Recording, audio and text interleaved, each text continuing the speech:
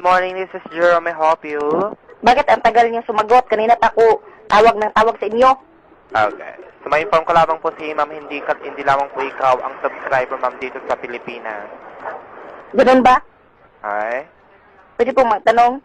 Alright. So, ganyan ba dapat ang mga nagtatanong? Kayong may kailangan, di ho ba?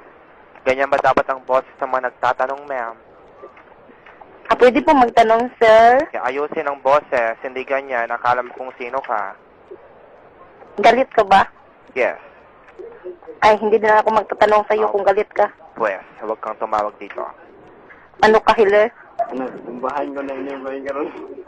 Isusumbong kita. Go ahead. Yes, talaga. Yes, go ahead. Okay, pwede ka magsumbong sa customer service para po sa mga inyong comments, suggestions. Go ahead.